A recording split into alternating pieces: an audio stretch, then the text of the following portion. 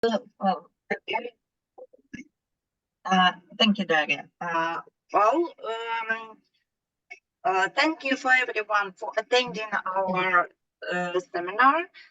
This is for those who may be for the first time at our online seminars, this is the regular online seminar of the post-socialist memories research group, working group of the Memory Studies Association. Usually we have their seminar on Mondays each month.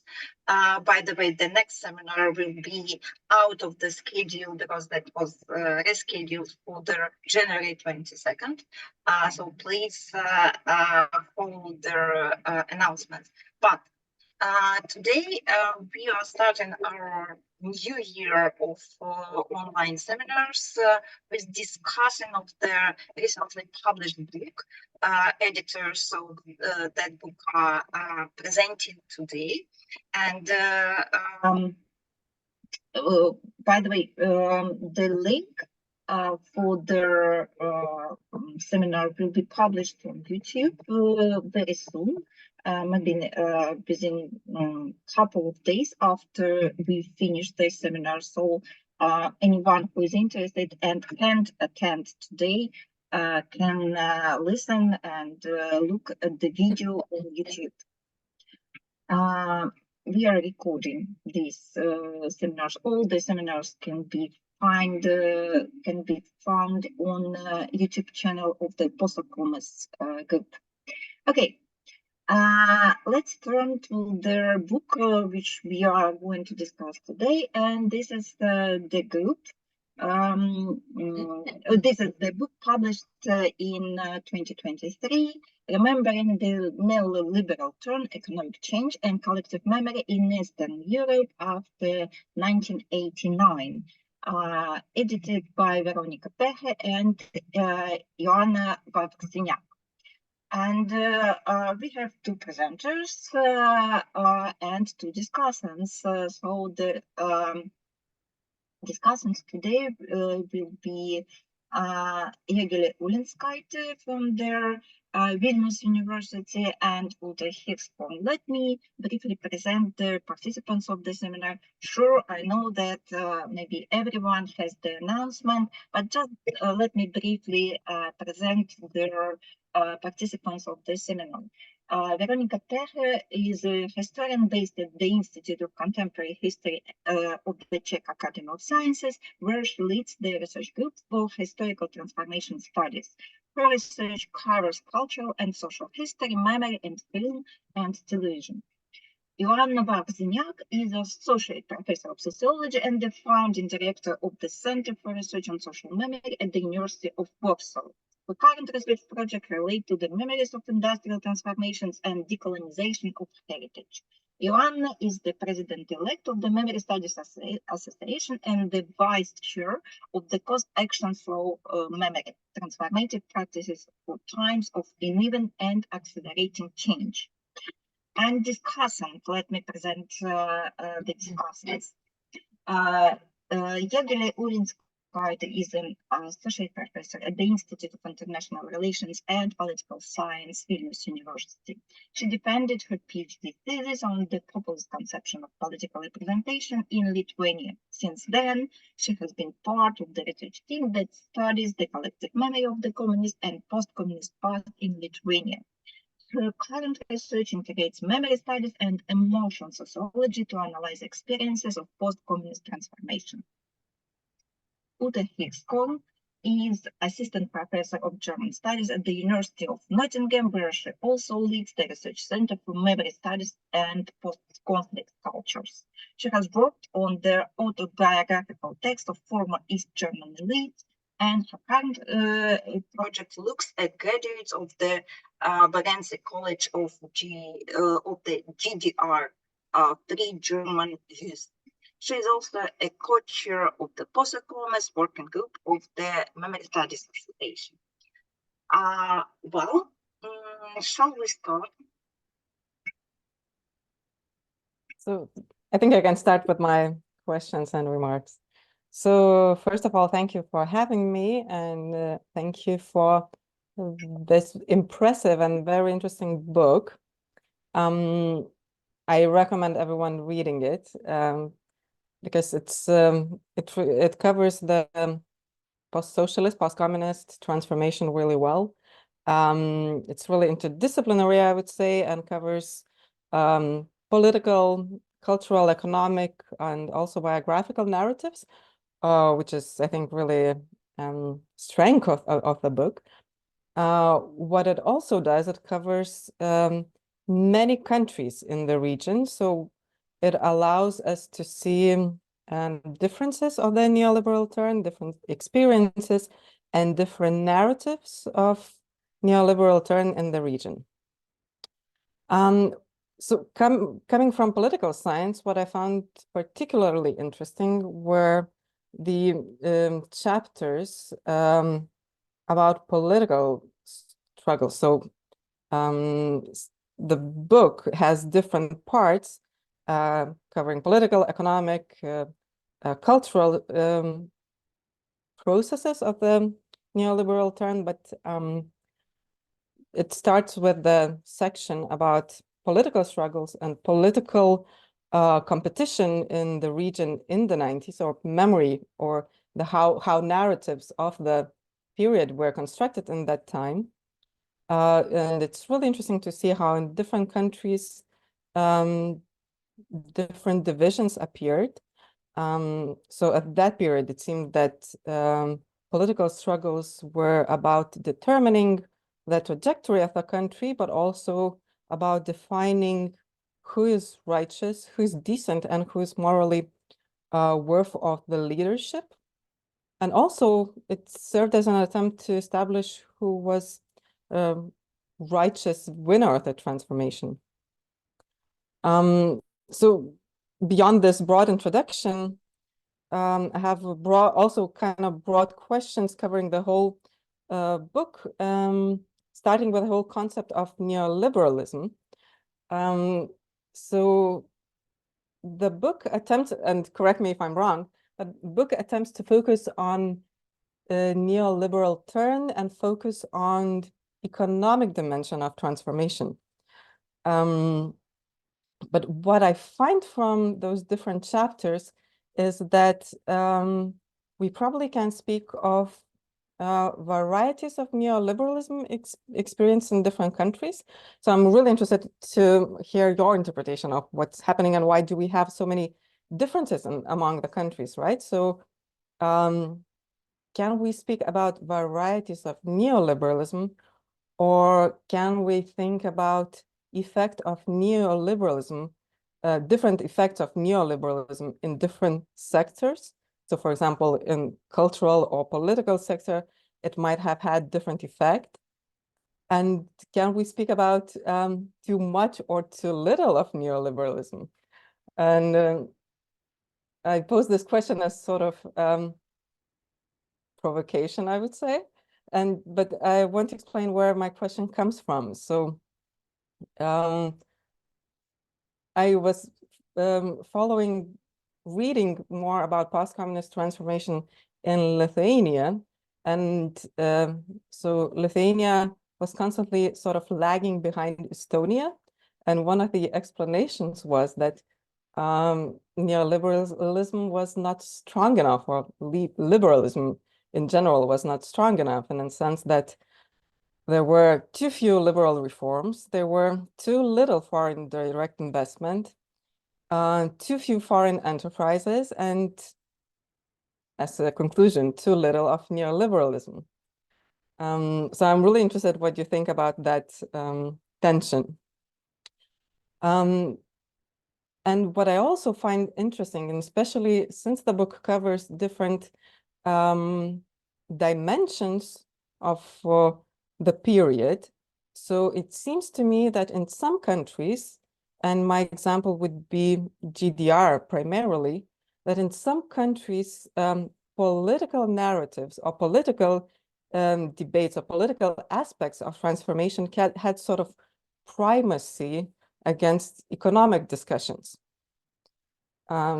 So I wonder if you struggled with that, if you thought about that. Is it possible that when we think about neoliberalism, it applies more to economy, but in other countries, maybe political debates were more important, and maybe then we should think about some other concepts, yeah, to talk about those processes. And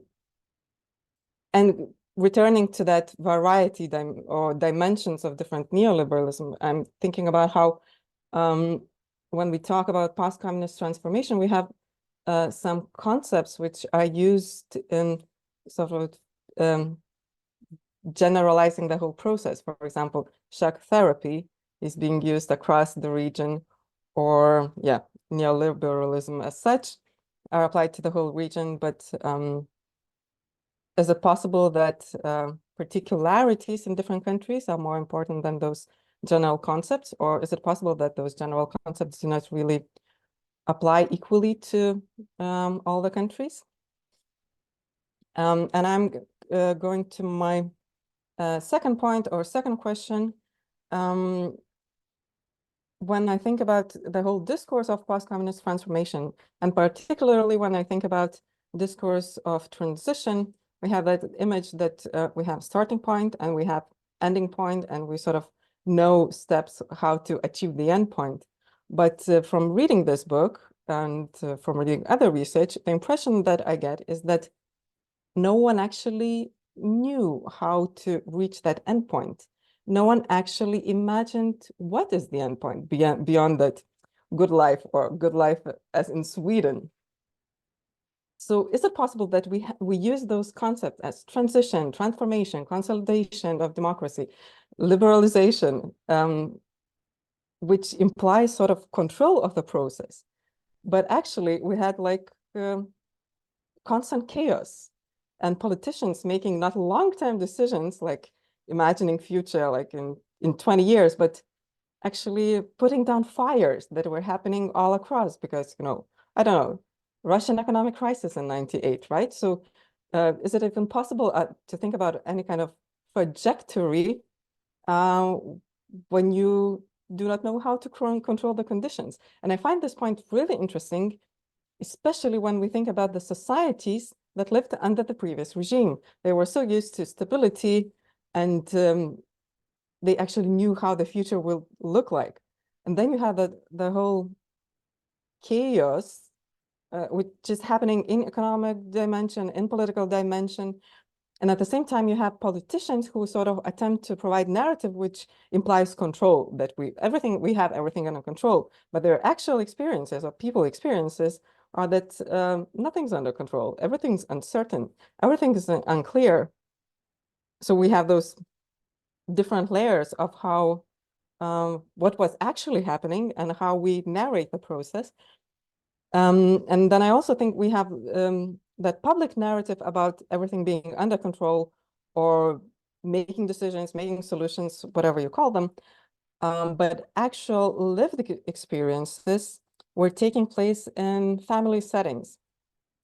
And I think that really good example, and I think a really good example of the chapter in the book is by Adam Rozovsky and Justina Katya. I think this chapter was referred by different people across the book. So it seems that we have clearly articulated a narrative in the public sphere, but in family settings, the narratives or experiences of the people are not only not articulated publicly, but it seems to me they were not actually articulated or reflected on in the families themselves. So it must have been really isolating, sort of in many cases probably shameful experience, because you do not see representation of your personal life in public sphere, cultural sphere. And probably an analysis of younger generation can provide us more insights of what was actually happening and what kind of memory was transferred across generations. So I think it's a really good step thinking forward what we can be doing in post-communist studies. But my question related to this tension is, were you thinking about solutions? What could be done to deal with those family level experiences? Do we need sort of cultural representations of what was happening in the families? Should we actually encourage families to discuss that? Because from my experiences, when we were doing interviews with Lithuanians, in many cases, people were saying that they have not been speaking about what was happening in the 90s. Like never. Interview process was the first time that they actually were trying to remember and articulate what was happening at that time. So they remember it being that period being dark, and they remember struggles, but I don't feel that they even have vocabulary to articulate their life in the 90s. So my question is like, do you have any suggestions what could be done with that? Or should we do more research about individual memories, biographical memories of different people? And how is there a possibility to combine those biographical experiences with public, political, cultural narratives without going into polarization and without going into that winning-losing dimension? So those would be my questions. Thank you for a really interesting book.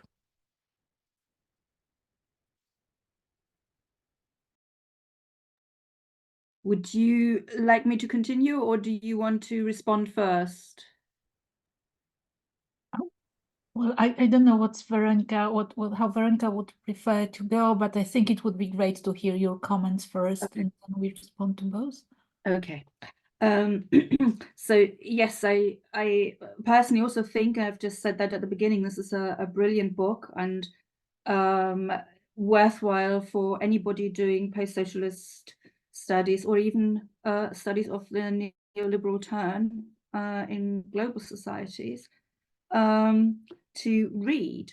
And I have to admit, I haven't read the entire book yet, because I try to have a very focused look on I don't even know whether I should say a particular region or regions, relating to East German memory.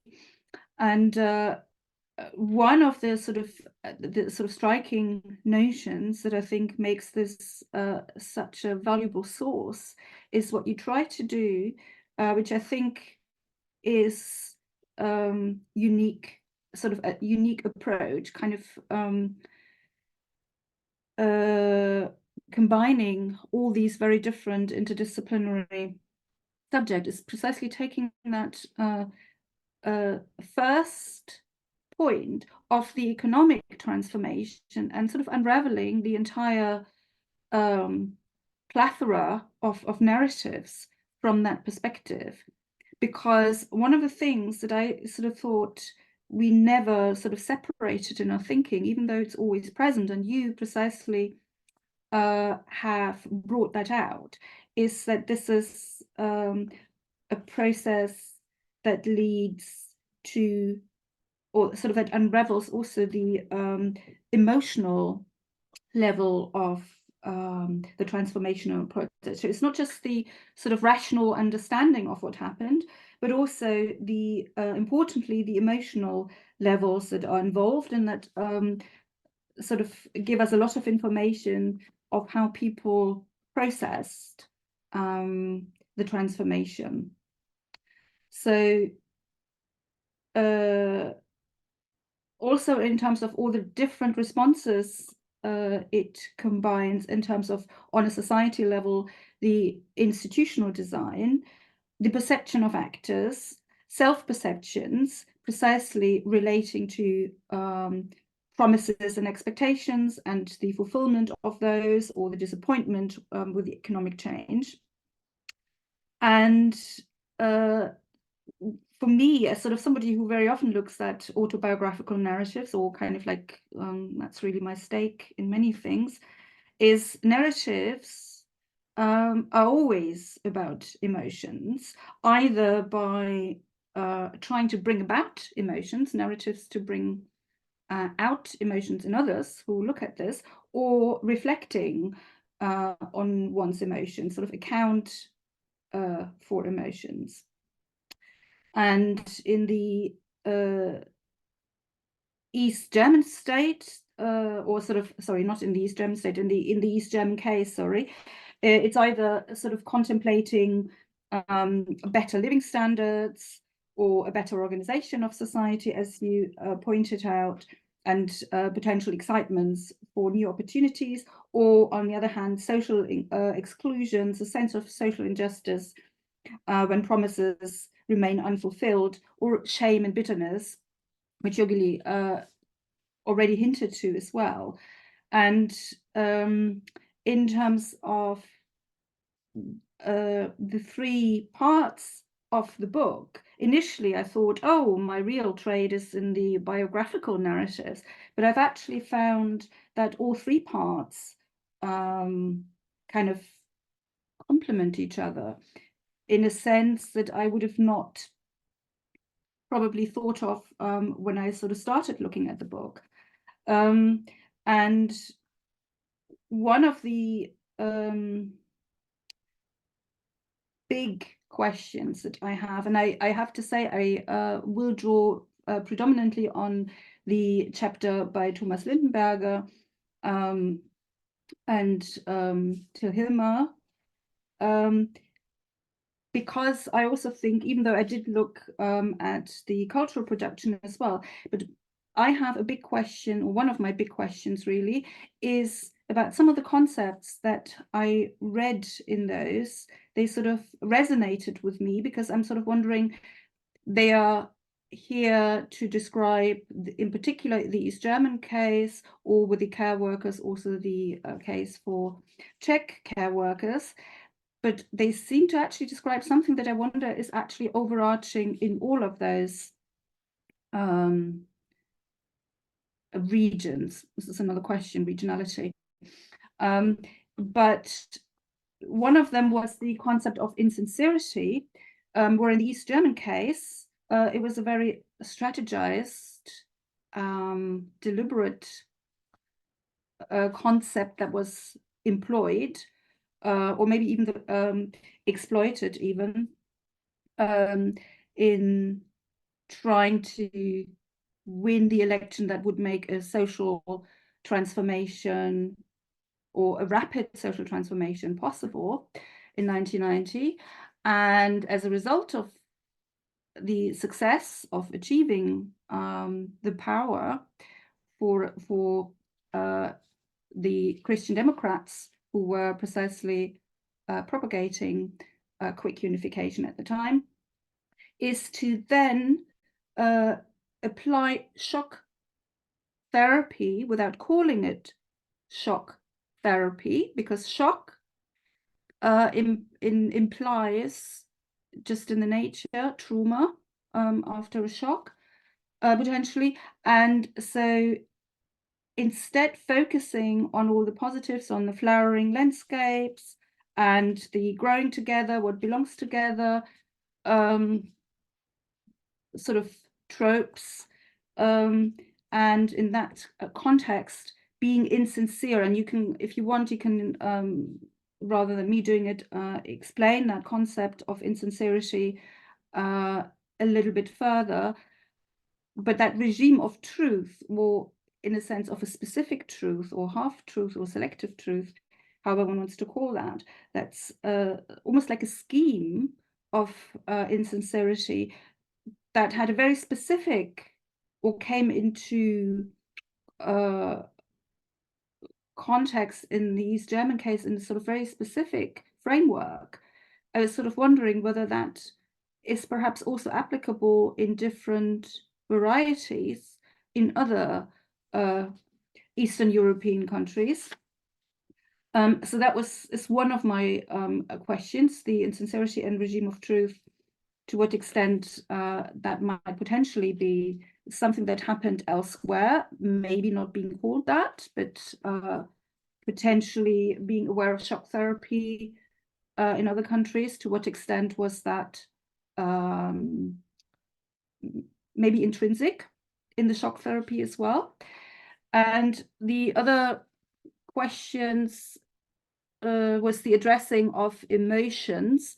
To what extent do you think this is a productive form of dealing with the memory? I mean, one of my questions is because we all relate to emotions.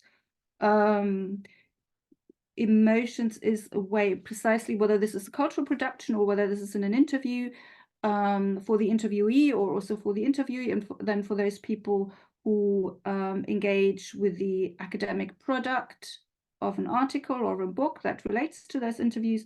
To what extent do you think that maybe sort of drawing on emotions might particularly be fruitful to also then cross-fertilize, so to speak, the bigger narrative, the meta-narrative, so to speak, historical narrative of the transformation? That's one question, and I could sort of add a few sort of sub-questions to that, but I'll leave it at that. And then the other question of regionality, and I'm not going to go into detail about that because I don't know how much time we'll have, so I'll just leave it at that. Because regionality and temporalities, I should probably add to that, because you highlight that, or different chapters in this book highlight different temporalities, and I think in your introduction as well as also in your conclusion, you draw on temporalities on different levels, and one of them is precisely that just on a meta level of events, things have happened at different times, but also things happened at different times in biographical experiences. So some of the big events didn't reflect necessarily in the same way in the biography, whereas smaller events, like, say, for example, the closure of a factory, may have had a much more direct impact on somebody's life, as well as temporalities and regionality in terms of the neoliberalism turn. And that leads me to my final big point and question in terms of the global context, because one of the things, as I read, and also because I read sort of other things on technological advances, and also in a post-conflict context, that this isn't over yet, these transformation processes. We are kind of like at some point on the scale, but because the neoliberal turn is, in a sense, has achieved a new dimension now with technological advances, AI, etc. So there is another level, maybe just around the corner, waiting, or already kind of like in the process of being or infiltrating societies to a larger extent. Some of these processes that have been observed in Eastern Europe are actually also processes, I think you hint to that in different points, are also processes that have happened and are happening in wider contexts in the global world. And so my question is, to what extent is this ongoing, and to what extent can we be aware of it, not to control it, because I don't think, as Jogilė said, in terms of control, this can be controlled in any way, but in terms of awareness and what can be achieved, because that's a lot of the things that you do in this book, creating awarenesses of how these processes are interlinked in different regions, and even within one country, amongst different stratas of society. And I think I just shut up for now and leave these other bits that I have maybe for future reference. Thank you.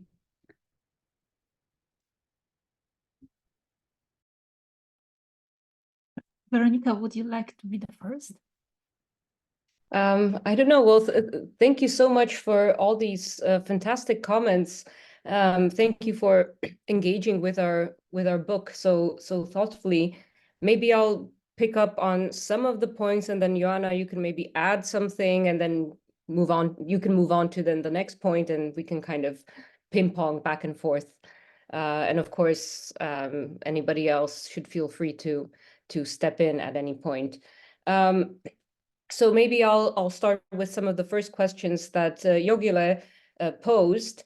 I think the first one had to do with kind of varieties of neoliberalism in different countries, and what are the differences in the different countries. And this is something we really had to put quite a lot of thought into when we were conceptualizing this volume. That our initial idea was let's look at these processes of post-socialist transformation that took place across the Eastern European region, across the former Eastern Bloc. But the more we were looking at the different case studies, we were thinking like, well, what's the common denominator? Some of these experiences are incredibly diverse and, don't necessarily even speak to one another. Also, looking at those different levels of society, especially if you think about, and this addresses also the question on temporality that came up a couple of times. It really is something else if you're looking at, let's say, kind of official political discourse, which might draw a clear caesura with 1989 and the democratic revolutions that took place across the region. But that caesura might not mean very much to an industrial worker in Hungary whose factory was only privatized in 1997, and where, in their biographical experience, that's where the caesura actually happens, right? Just to give kind of one example. So this is where, we really start to think, well, how do we even approach such a kind of big, unwieldy topic where we can all sense that there's, there are some similarities happening, but there's also a lot of differences. And we do try to kind of justify in the introduction why we think that neoliberalism is the kind of most appropriate framework that allows us to capture this incredible diversity we see across the region, but at the same time kind of connect what was happening during this quite, condensed and brief period after 1989, 1991, with larger global economic processes that had been happening in other parts of the world already from, let's say, the 1970s onwards. But I think you're right that we could even introduce this term varieties of neoliberalism, and that it would actually be quite a kind of productive way of speaking about what we describe in the book.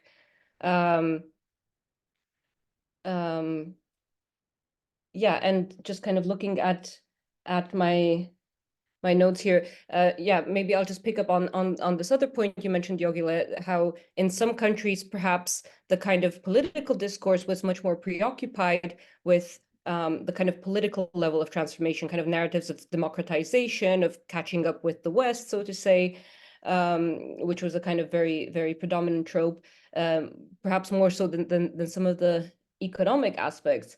But I think something we try to address in the volume is that even if certainly, that's something that was happening in some countries, that there was a big emphasis on the kind of political transformation as opposed to the economic one. What was definitely happening in all of these countries is a kind of cultural transformation, kind of cultural neoliberalization, even if this wasn't explicit, and even if that's not the language that the actors used at the time, kind of ways of thinking, values, norms underwent a transformation where you can see that various aspects of everyday life were governed by this kind of neoliberal economic logic, even if it's quite implicit. And I think some of the chapters in the cultural memory section kind of address those implicit kind of attendant aspects of economic transformation that manifest in culture, not only in culture, on the level of kind of representations, but also kind of in the everyday. I don't know if Joanna, maybe you want to say something about these questions.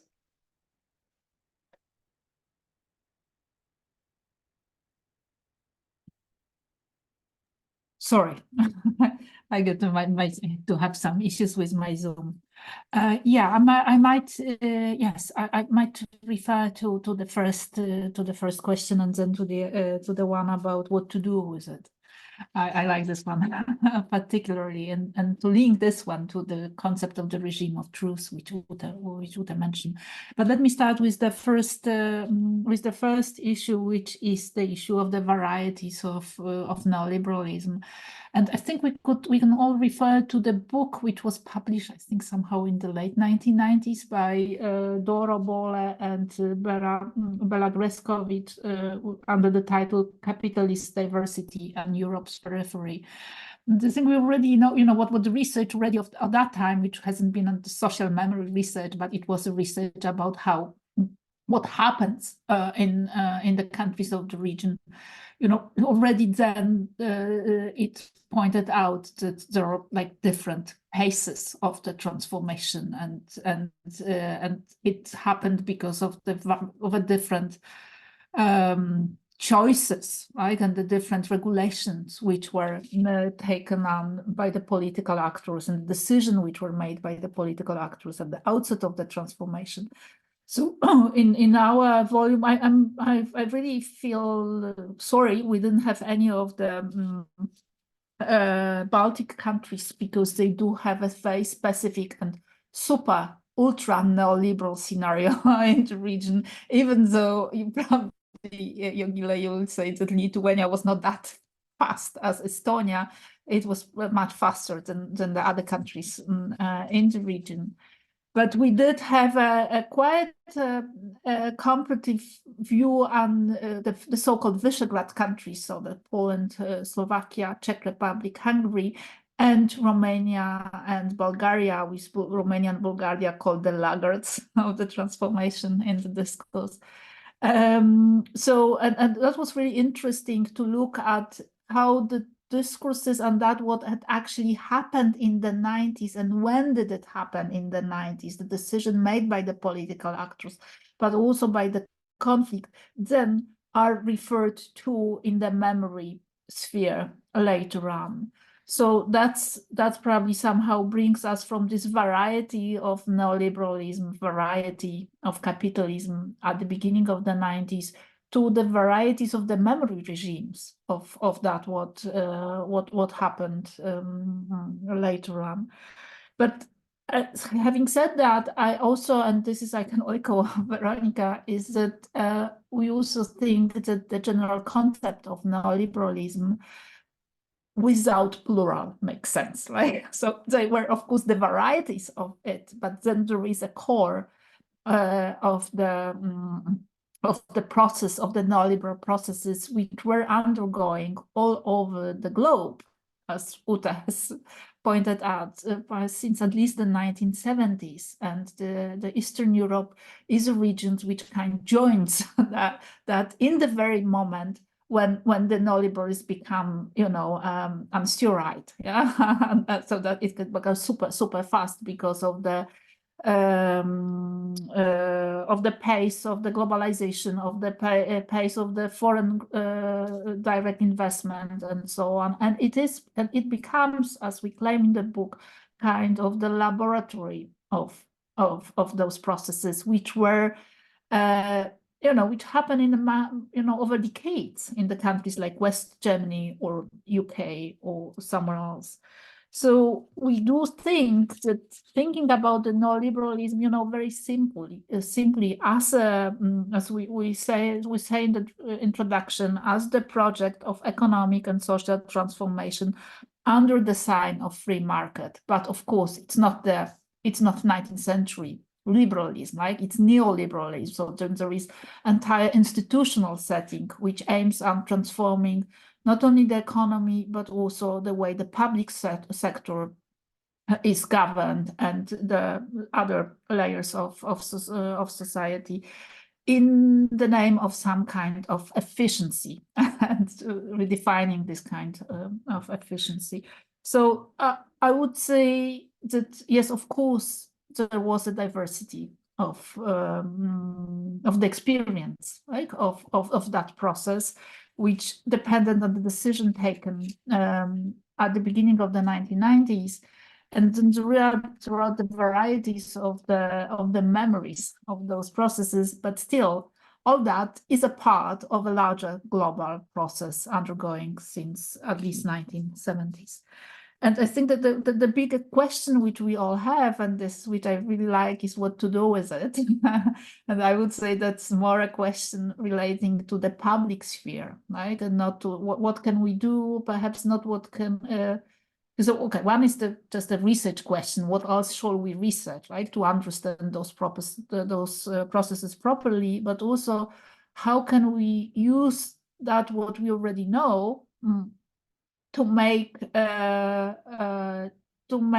those histories visible in a public sphere. And then, Jogilė, you've mentioned that you would like to do it, and you ask it how to do it without polarization. And I would say that we should do it in such a way that it would work through polarizations. Like, the polarizations are the fact. I mean, if you are in Lithuania, it's enough if you go outside of Vilnius or Kaunas to see how polarized the Lithuanian society became in the effect of transformation, much more than in GDR, even Poland or someone else. So, but the question is now what to do, and what to do with the varieties of memories. So one thing is to basically to help the narratives to develop. And this is, as memory scholars and heritage people, we do have tools, right, to do that. So you work with exhibitions, you work with oral histories in such a way that you point out to those narratives which are perhaps not that super visible in the public sphere, those which were not used or overused by the economic actors, but those which were somehow circulating in the families and others. But then you might say, yes, but then there are those people who do not have narratives at all. But then you speak to those actors who have, right, and try to help them to make the narrative public. So that's, I would say that's one thing which we can do, is just to help the variety of narratives of transformation to develop, to help them to work through polarization in a direction, and I might use that concept, you might like the concept or not, but I think it might be helpful in this sphere, in a way of agonistic memories, like, so the memories which are, because they were predominantly antagonistic in many countries, losers and winners, as you mentioned, right? And both sides actually have, there are some, they have right in what they say. There were gains and they were the losers of the transformation. But then to make it less antagonistic but more agonistic would need a proper contextualization of that time. And this is what, again, the public sector and the cultural and the heritage sector can do, like to invest in telling the stories, the story of the transformation in such a way that it becomes understandable to the people.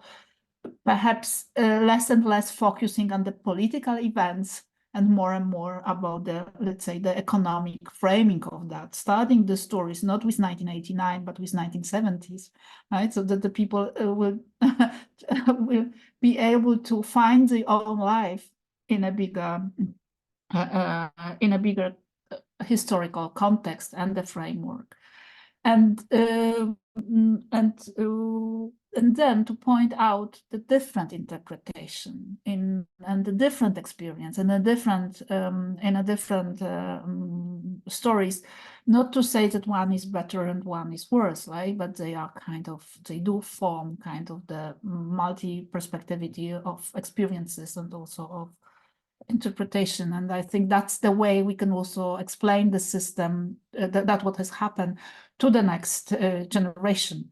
And finally, what I would say, such a working with public memories in the public sphere would require is to work through that what Thomas Niederberger calls and what Uta has reminded us to working through the half-truths, right, or the regimes of truth of the actors of the time of the 1990s and of the myth of the transformation, which kind of stayed with us, that could be perhaps somehow unpacked, right, in some other way. So, I mean, I think I've been already talking too long, and of course, I didn't answer all of your comments, but I would really like to thank you for your engagement with the book and for the ideas which are which are important for us, because we are not.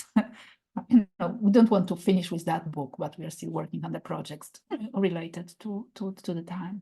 Thank you.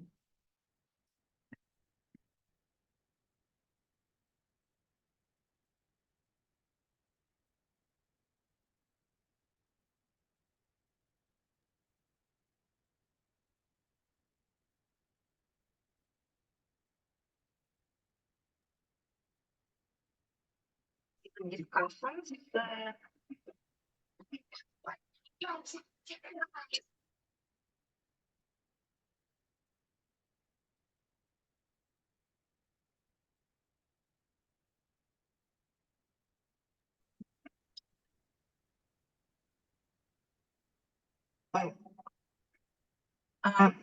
This is something with my sound, so maybe I missed something, but dear discussants, would you like to proceed with exchanging your point?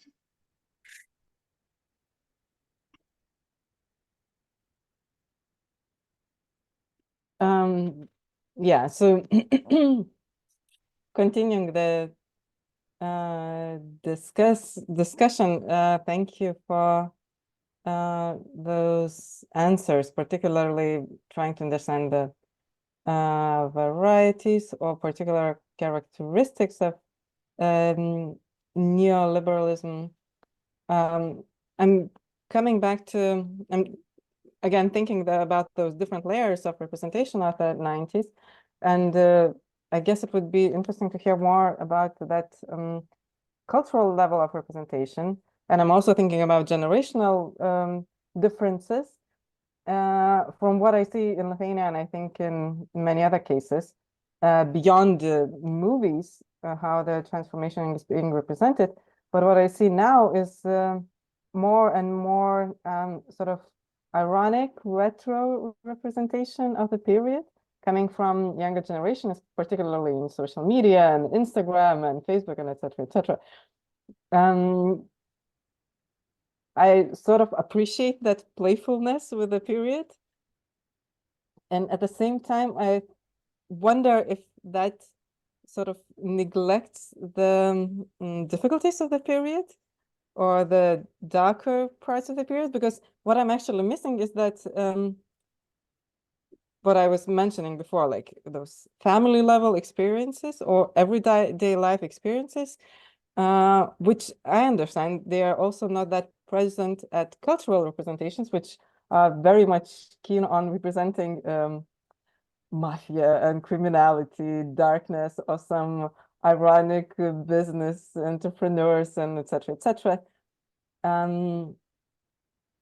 And I feel that family level dynamics is still really important. So we might have museums about deindustrialization or what happened in the particular region during transformation, but I wonder, should we encourage that family discussions, or should we listen more to experiences of younger generation? And should we do more research with those who emigrated from the countries? It seems to me that there's another, at least I have a feeling that emotions might be much stronger over there. One interesting example is that when we did interviews with Lithuanians, so when they attempted to sort of establish their successful or not, the main measure was if your kids stayed in the country or if they migrated. So if they in the country, you're you're doing well. So I don't know if you had did you think about that additional layer of integration or not? And what do you think about that variety of different representations at cultural level by different generations? Yeah, thank you. Maybe I'll answer this one. I think yeah, focusing on those who emigrated, this kind of big demographic shift that also happened in the 1990s would be super interesting. We don't have that in the book, but it's definitely something worth researching in the future. Regarding cultural representations, there's also quite a big variety. You're right that there's this kind of retro mode, which kind of looks at, let's say, the kind of more kind of aesthetic dimensions of the 1990s, kind of like the fashions and the hairstyles and the music and so on. And then there's the whole kind of crime genre, which is very prevalent across the whole region. And I think, a lot more could also be said about that as kind of a shared framework of memory. But I was thinking about your initial question, about how we reconcile this kind of family level experience with the kind of bigger political narratives. And I'm actually wondering whether the kind of cultural memory might help with that, in the sense that it's something worth studying, because I mean, I can see it in the Czech and Slovak context, but I'm sure we could think of examples in other countries of the region where, once in a while, and it's happening more and more often because now cultural producers are turning to this period of the 1990s, you'll get like a TV series or a film which really, causes a big public debate. Yeah. Something like this happened recently in the Czech Republic. This was in 2022. There was a series called The 90s. I mean, it was a crime story, but it really got a big public discussion going, in the media, where obviously the protagonists taking part in that debate were kind of, let's say, the cultural elite, commentators and so on. But there was also a huge discussion on social media where people were confronting those kinds of narratives about criminality, and and a lot of these narratives have also been reiterated by politicians. They form the kind of mythology of the 1990s also on the political level, and they were confronting those narratives with their personal experiences, with what they saw, right? And I think this is something where a lot more research could be done, but it's also very interesting just to see as a kind of memory process happening in front of our eyes. So perhaps this is kind of the moment where cultural production can help us see how people reconcile those personal family level experiences with kind of those kind of more official or mediated narratives that that they've been used to hearing. And maybe that's also to kind of bring in one of Uta's questions. Maybe that's also one of the ways to actually investigate that kind of rhetoric of, truth regimes or insincerity, because those might be the moments where we can actually see how people perceive that. And, and I do agree that it would actually be, I think it would be extremely productive to look at how these notions of truth regimes and insincerity apply also to other national contexts in the region where, they may not have used the same phrases or words in the public discourse at the time, but we can see, I think, similar kind of motifs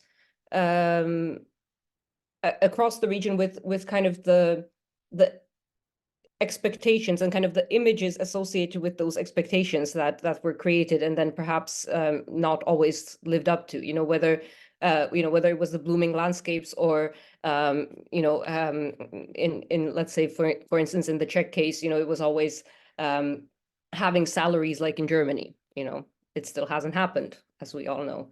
So that's also something definitely worth pursuing.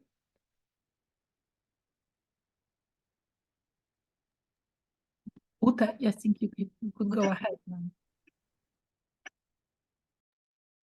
Yeah, thank you very much for, again, very engaging answers that are worthwhile taking further. just on this sense, also sort of memory happening as we speak, and also wondering to what extent the experiences of the shock therapy then might also be, or might potentially be useful. I'm not sure about transferable, but maybe useful to negotiate what's happening in the neoliberal turn at the moment, because in the chapter by Hilma on the care workers, so one of the things that were identified, or some of the things that were identified, seemed to me extremely maybe not transferable, but as categories of investigation, I think, or they could become categories of investigation, because you sort of identified things like 3 key areas in which the care workers, for example, experienced the economic transformation. And one was, and I'm not going to go into detail, but just to kind of name them, because I think they are kind of like more universal than we think: technological improvements, and with that coming monetization, i.e. cutting costs predominantly, and accelerations. I mean, these, I presume, again, are probably notions that affected not just the care workers or the care business, but presumably all sorts of economic areas, you know, the technologicalization, is that a word? And even today, and again, I'm sort of thinking, is there potential in, when we look at the memories of a transformation, to, inverted commas, learn from that, in terms of what's happening at the moment, and maybe also for overcoming the polarization, as Joanna said, through making or sort of creating awareness for polarization of where, of kind of like, where is this coming from? Sort of like, because some of these processes are at the root of developments, or of disappointments, or sort of sentiments about society, let's put it like that. And they kind of like all root in processes that were like very rapidly applied, whereas even at the moment these things are much slower potentially, but they're still ongoing. And so I'm sort of thinking, to what extent might this be not a pattern or a model, or maybe a model to some extent more than pattern, to explore the present, and to kind of not judge the present by, but to explore present difficulties that we have in society by looking back at what the problems were at the time, and what were positive mechanisms to engage with, that might potentially be fruitful today. And one of the reasons why I'm saying that is that in these care professions, and I would I haven't looked into detail and on the business people interviews that you did, Joanna, but I would assume there are commonalities in terms of narrating a success story, a personal success story, overcoming difficulties of all these aspects, and where skills, and you could replace the word skills with other sort of positive notions, become something that creates meaning, purpose in life, and a forward direction for society. And I leave it at that. I can try to connect to your last point, because I really like it, because it actually hints where I think some of the memory research could be more sensitive, or we could be more sensitive as memory scholars. So I particularly like Tils Hilmer's chapter in that book, because it concentrates on I'm just saying to those who do not know the book, it concentrates on the value of work and what are the meanings of we can derive from work, and how the memories of work can are somehow entangled in the process of transformation, but also how people think about their own value, and about how he has just published a book which is about the theory of deservingness and memory studies. So what I'm just thinking that, like, kind of combining these vernacular stories of transformation with a broader reflection on that, what has happened in the society, is super important, both for the scholars, but also, again, for the public sectors and how it deals with memory. So just trying to show, because, like, you know, in the public histories, we are very much pushed by making the stories of the transformation by showing some of the political events via the personal perspective. And, you know, whatever, in June 1989, I was doing that and that. In Leipzig, I was doing that and that, you know, and but then the stories which we try to show in that section of the book on the vernacular memories show how people experience the processes, like, which were not shown in the media, but had actually transformed their life and their family lives and so on. And it takes lots of time actually to digest those stories, as I mean, to collect and then to digest those stories, as you all know who do the oral history research. But it also takes time to show them as a meaningful to the public. And I think we still need to think about the conceptual tools and the way we make those stories relevant for a wider public. And that, I think, in that way, I can come back to Jogile's initial point about cultural memory and family and the memories of the younger generation, because ultimately this, what I mean, our children will know about the transformation would be something which they will learn at school, not a lot. And if they will see a movie about that period, perhaps they will read a novel. This is the entire knowledge they will get. So it is super important what kind, like, of the cultural memory we are creating at the time. And here Veronika is an expert, but she really shows well in her chapter how in the Czech Republic that has been it has been made in the comedy, like dark comedy, and that's one important genre of the 1990s. We can also see across the region the other genre, which are the dark gangster movie, and this is again how we remember the 1990s. And if that's the cultural memory which our children and the next generation know about the 1990s, then it's not going to help them to, or at least the cultural memory will not be a tool for them to deal with the social and economic, the real side effects of the real effects of the transformation.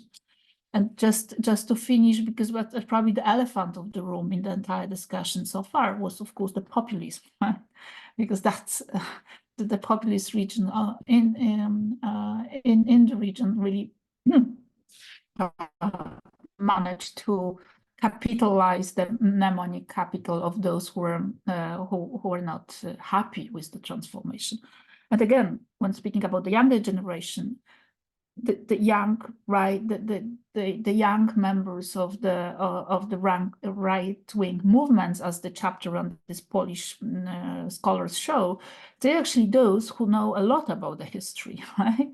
But they do pick up from that history and from the history of the transformation, that what is suiting the political cause. And this is about the Stalin transformation, about and everything which goes against the political liberal patterns of the transformation.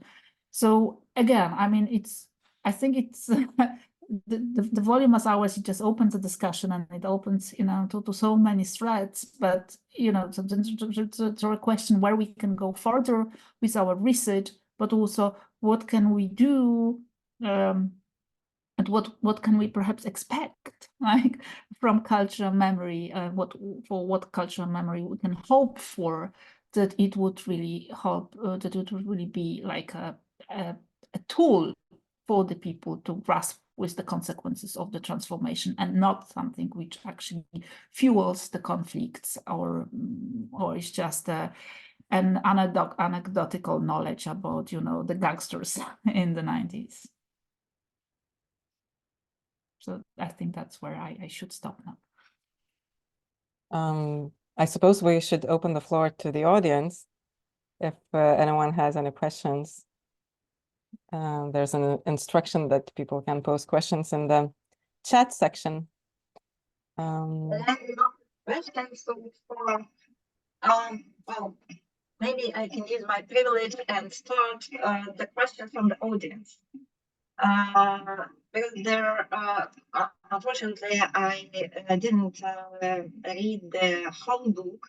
However, I read the chapters about the Russian case, and of course, this is a very specific case. And my question is related to this peculiarity, because for Russia, their economic transformation coincided with their collapse, which is, well, negative term completely, and it is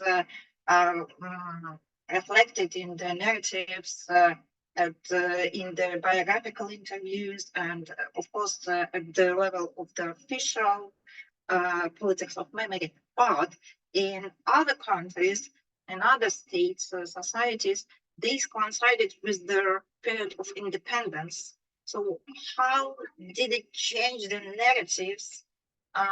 These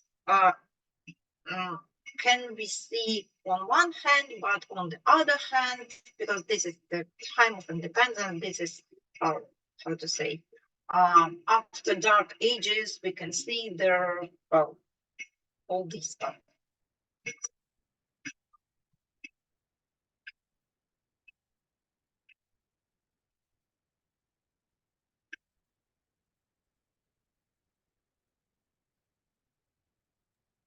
So perhaps I just try. Shall I, or would you like? Whatever. Yeah, I Whatever think we would like to start. I guess the question is about the entanglement of the, let's say, the political hopes and the economic reality. And now we remember the boss. And I think this is what we, and of course in the Russian case, or in many of the post-Soviet state, that was, I mean, the disappointments were raised to extreme in the second half of the 1990s, especially, and that has fired back in political terms, and you know, so many people would say that the elevation of Vladimir Putin to the place where he is now happened also because of that, what was being done with the memories of the 1990s. So, and I think, and of course it differs, you know, this entanglement of the political reality, political expectations, and economic realities. It really differs across the region, right? So it is different in the Visegrad countries, in the Baltic states, in the others. But the crucial, also the important difference, and this is perhaps we do not engage enough with that in the books, is the fact of the EU accession of the countries, of some of the countries, and that what and how they grasp with different problems, like the problems of the accession to the European Union, and of like the making their life within the EU, and are perhaps less dealing with the memories of the 1990s. Of course, they're still important, but are being reshaped. But that's what has happened next. Now, I don't know, Veronika, if you would like to add something to this.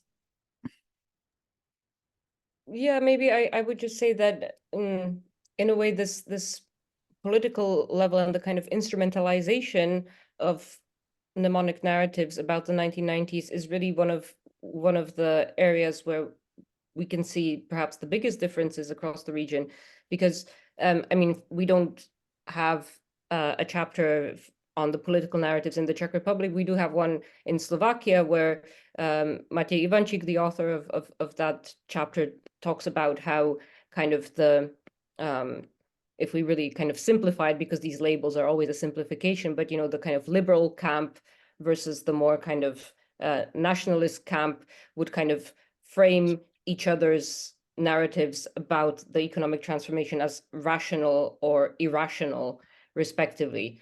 And, you know, in countries like the Czech Republic, the kind of processes that we see in Russia, where like the current political elites really kind of instrumentalize this negative memory of the hardships and the economic sufferings of the 1990s, that hasn't really happened because in a way, many of the political but also cultural elites in the media who were active in the 1990s, they are still the same people in the Czech Republic today. And it's in their interest to kind of defend their personal positive memories of the 1990s, because they were obviously in a very kind of conjunctural historical position to take advantage of the opportunities offered by the transforming economy and political system.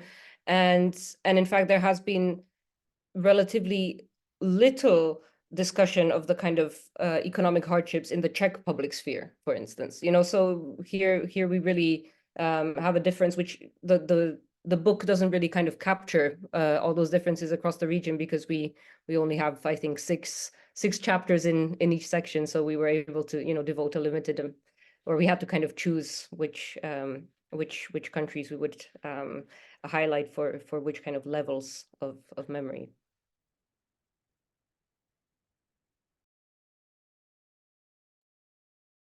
Thank you. Well,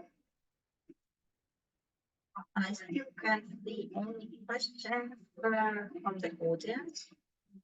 Can I continue with the questions if no one's asking?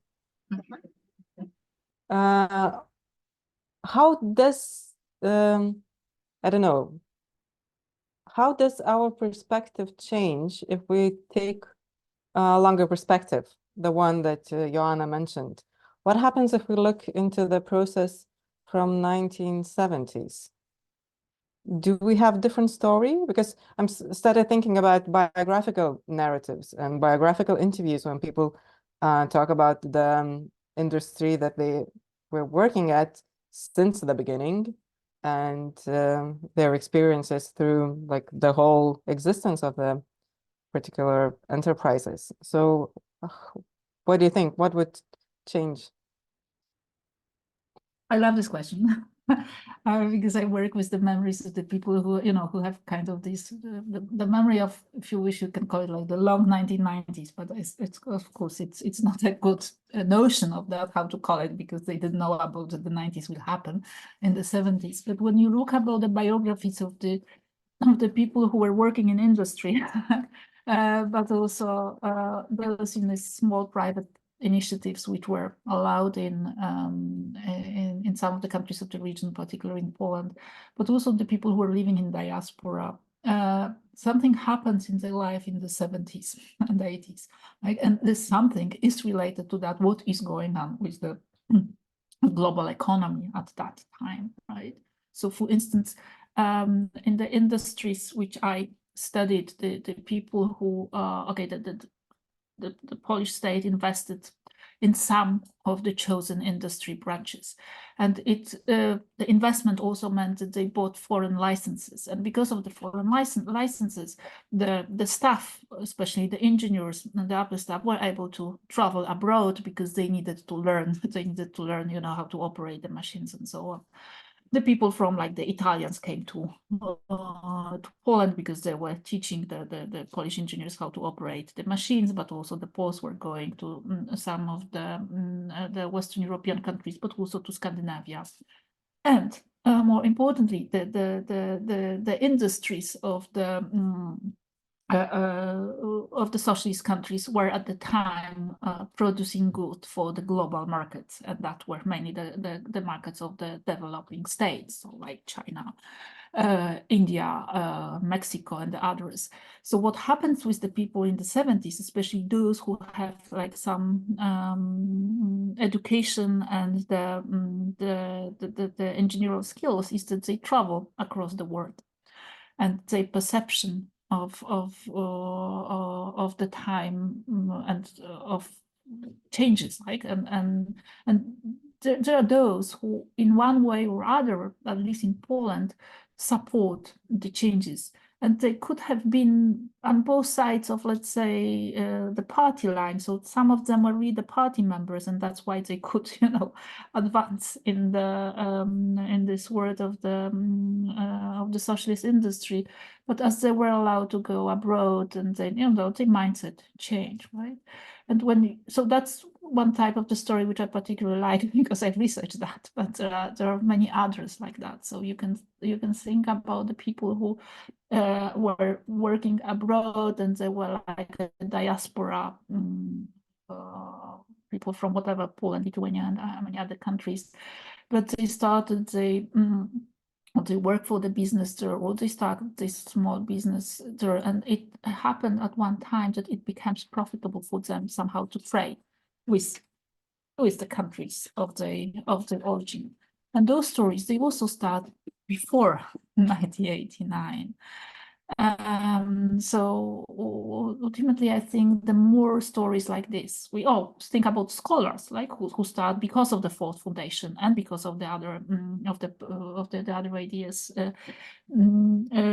start to travel after 1956. So the more stories we have like that, the more we are able to show that you know, the idea of the 1989 as a threshold should be rethink in such a way that, of course, it was an important moment, but it was not that important for all the social groups.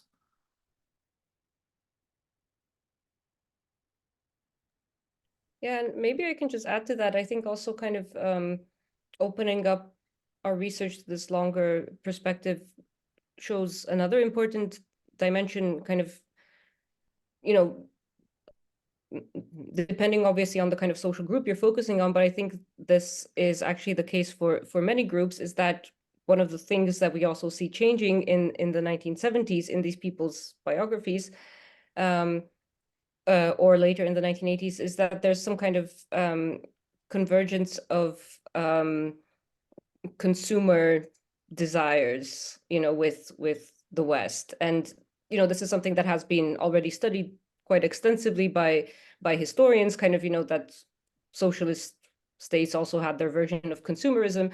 But, you know, it's something that also comes up in interviews. I've been doing interviews recently with people who had their own small businesses already before 1989, which in Czechoslovakia was largely illegal because there was almost no legal private sector. But, you know, this is clearly kind of between the lines their motivation, yeah, that they're kind of looking for a kind of better consumerist lifestyle. So that's again something related to the economy, which you know, we can see if we have that kind of longer time perspective. And and it really kind of or I'm always surprised when doing these kind of biographical interviews how it really throws off the kind of temporalities and caesuras that we kind of recognize and rehearse kind of in public discourse, and then people tell you about their lives, and those turning points for them are completely elsewhere. So that's another thing that I think is just valuable in itself in that type of research. And I see we have a question in the chat. Yes, we have a question from Pehe. Pehe, would you like to voice your question, or should we read it?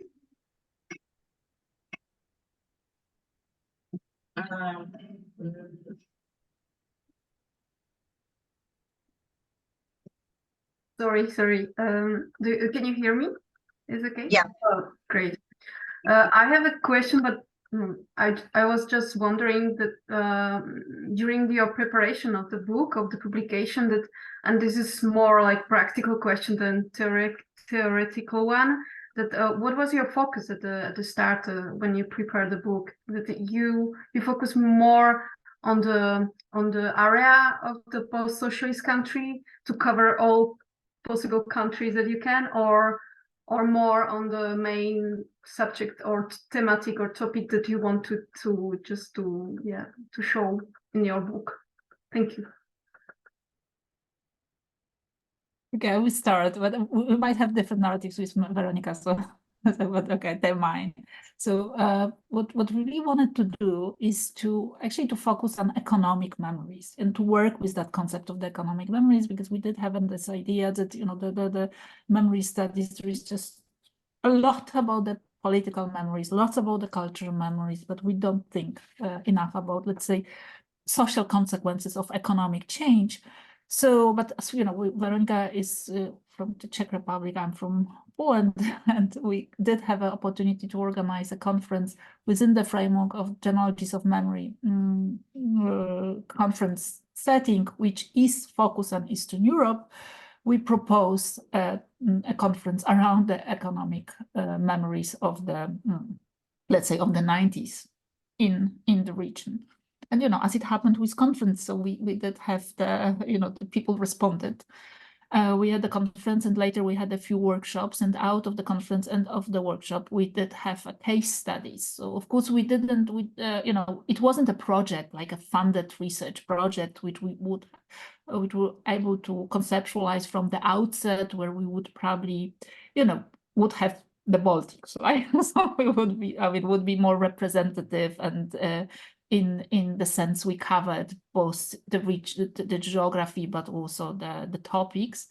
But we were happy, and, you know, it was great for us to have a fantastic authors from whom we could select the case studies, which we think show a lot, but of course they don't show everything. So, you know, to answer your question, that was the focus on the economic memories, and then we saw that the memories of the 1980 and of the 1990s are kind of the laboratory, right, of that questions, and then we tried to have the authors who had the background in political science, sociology, history, and cultural studies, because they could deal with different aspects of those memories.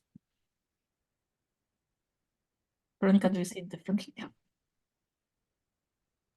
Yeah, no, I don't think I have a lot to add. I mean, I just think that if I recall correctly, in the original call for papers for the conference, we did encourage people also to submit papers that would compare Eastern Europe to other regions that had neoliberal transformations, but we actually didn't get a lot of response on that particular line of inquiry, which is a pity, because that could also have been very interesting, but it's definitely a project for someone else to pursue. Yeah, and you know, we probably shouldn't be the ones who point to the gaps of that volume, but the gaps are because, you know, we just didn't get the authors to write them. But there's no chapter on the, let's say, the economic memories of the ethnic minorities, right? And that calls for that. There are no memories of diaspora, as Jogilė has answered, but there are no memories of experts, like an economic. I really wanted to have a chapter on economics expert.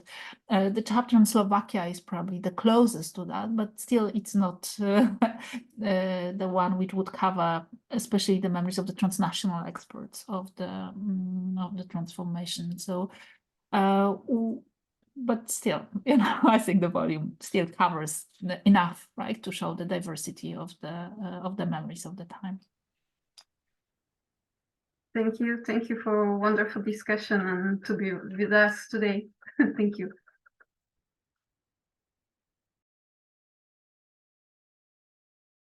Like a kind of conclusion remarks, but Ute, sorry, Ute, I can see your hand.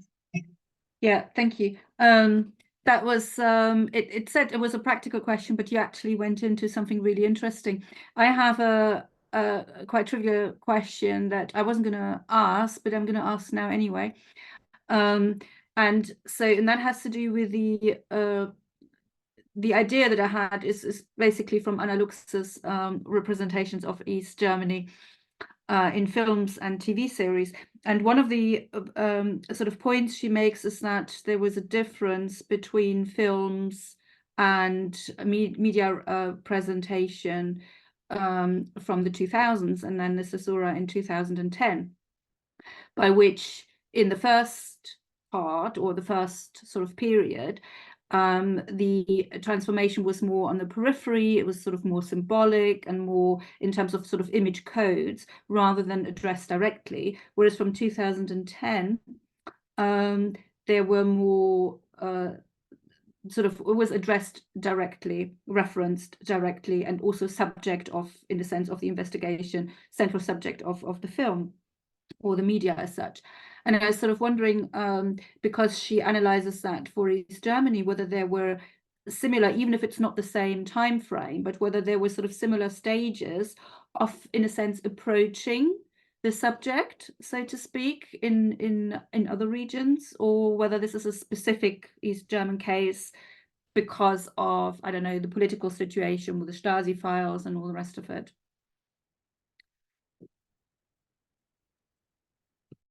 Yeah, that's a very good question, and I think it's actually kind of it is quite tricky to compare because the caesuras are in different places.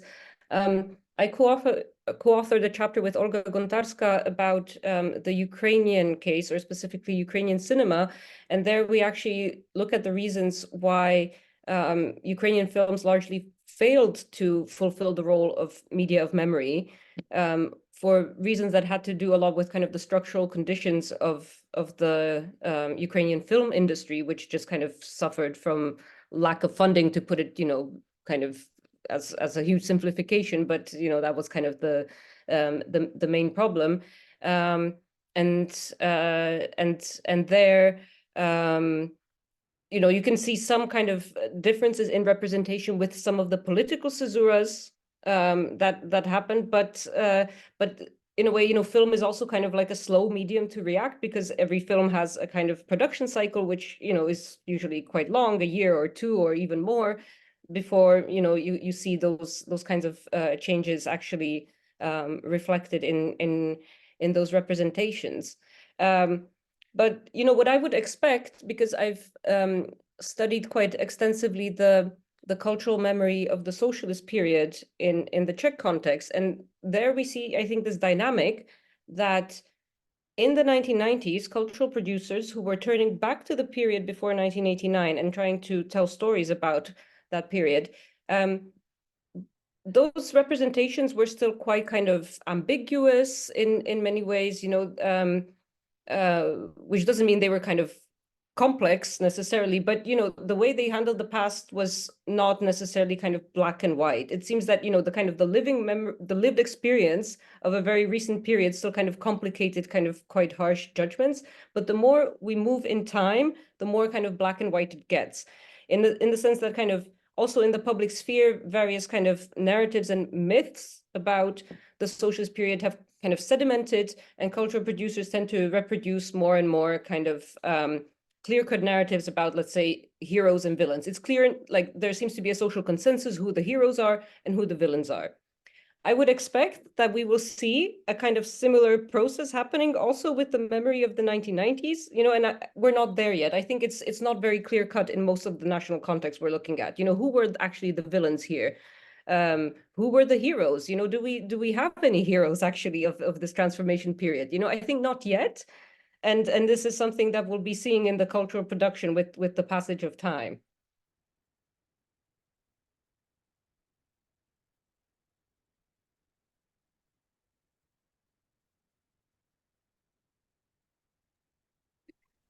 If I may, I have one more question, unless somebody else would like to ask one.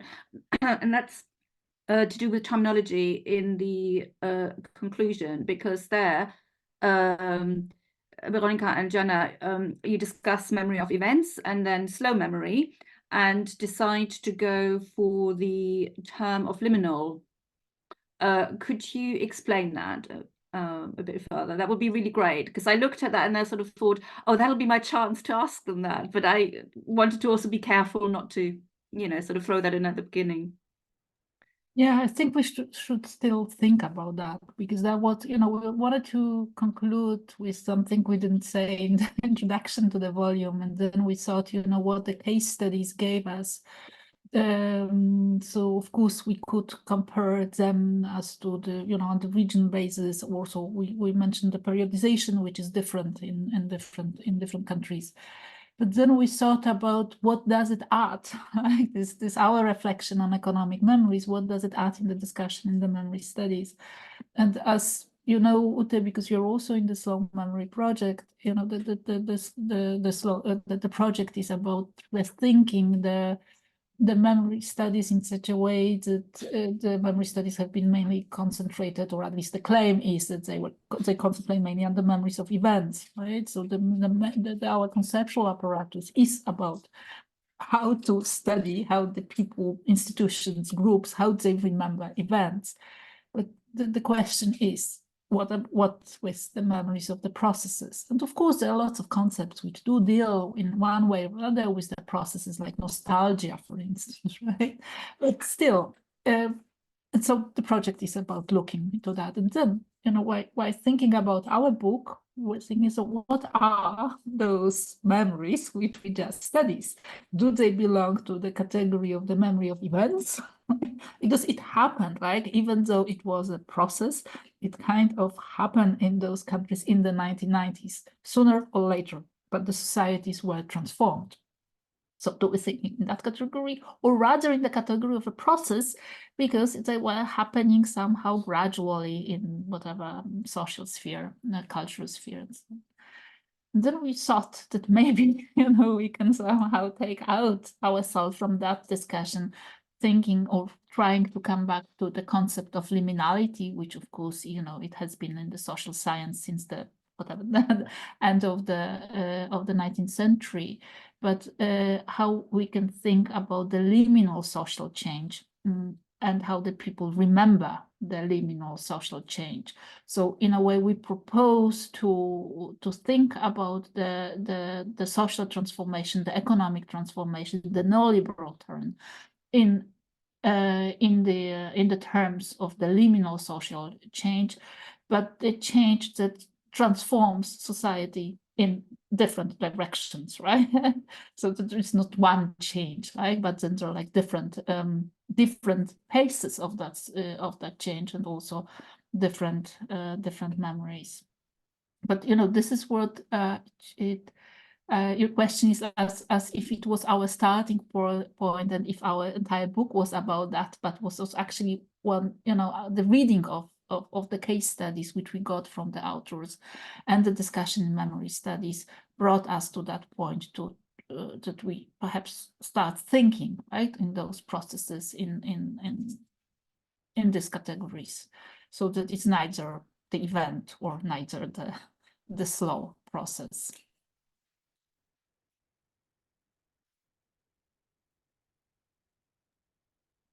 Thank you.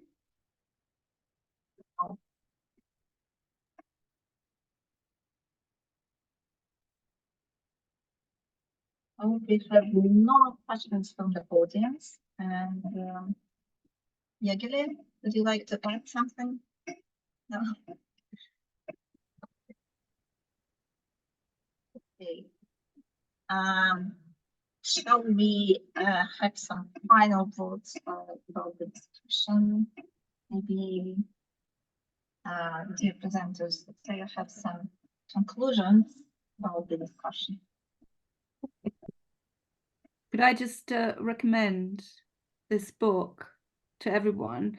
It said, maybe one clarification, it said 2023, but the actual book says 2024, so I presume it's about to come out, is that correct? Or is it out already? I would never learn about the particularities of Routledge, but they usually, when the book is out in 23, they will put on the cover that it has been, or on the copyright page that it is going to be published next year, but it has been published last year, and Veronika actually got her copy. I still haven't got mine. I can confirm that it exists physically, yes. No, I mean, I'm, because I haven't read all of the contributions yet, I'm really looking forward to, because initially I thought, oh, there are these number of things that I want to read, whereas now I really want to read all of them. So thank you very much. I really, I've really enjoyed what I've been reading, and I'm really looking forward to the remaining contributions. Thank you very much. Thank you both of you, Jogilė and Ute, for your comments. I think what your excellent questions really showed is that there are still many other topics and questions worth studying in terms of the memory of the neoliberal turn, perhaps not only in Eastern Europe, as we also discussed. So it's definitely given me food for thought. Thank you. Yeah, I would also like to thank you so much for reading and for engaging in the discussion with us. And we would be also would love to continue those discussions, especially that you both research the similar questions and issues, and you are both experts on the memories of emotions, which makes the discussion, the future discussion, even more interesting. So thank you so much. I might perhaps add that if anyone would be interested into getting an electronic copy of the book, you might contact Veronika or I.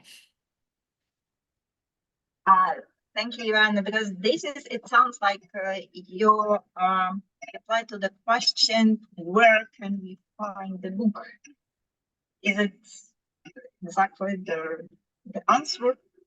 Yeah, I can copy paste the link to the publisher to the publisher page. Its hard copy is super expensive, as it always is with the commercial publishers. The PDF, I think the ebook is less expensive. But if you need the book for teaching or something else, then just contact us. Oh, thank you very much. This is very generous. Dear all, thank you for presenting today, for discussing today. Very provocative. I completely agree that was very provocative discussion, and let us think about the future directions of the studies. Well, so thank you very much again, and just a reminder that the link of YouTube video will be published very soon, really soon. And welcome. We are welcome you to attend the next seminar, which will be on January 22nd and and we are going to discuss. This is the rescheduled discussion of the book "Winning Women's Hearts and Minds: Selling Cold Book Culture in the US and the USSR." It was scheduled for December, but unfortunately couldn't have exactly in December, so it was rescheduled for January 22nd. So please, you are welcome. Thank you very much, colleagues. Thank you for your attention and for presenting. Thank you.